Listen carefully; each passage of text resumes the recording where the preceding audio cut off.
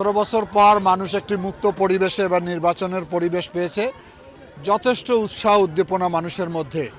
এবং এটি আমার মনে হয় যে অনেক বছর পর মানুষের যে আকাঙ্ক্ষা সৃষ্টি হয়েছে, এতে করে বিপুল পরিমাণ মানুষ আমাদের প্রচার কার্যে যুক্ত হচ্ছে।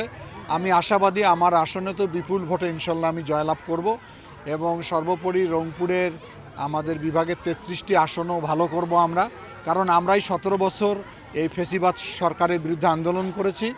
আর বিশেষ করে আমার তিস্তা মহাপরিকল্পনার যে আন্দোলন ছিল সেখানে আমি মানুষকে সম্পৃক্ত করেছি। আমরা সবসময় জনগণের পাশে থাকি, জনগণের আপদ বিপদে সাড়া দিই, জনগণের সঙ্গে অন্তরের সম্পর্ক আমার। সে কারণে আশা রাখতেছি সামনে নির্বাচনে ব্যাপক ভোটে এই অঞ্চলে বিএনপির প্রার্থীরা জয়লাভ করবে।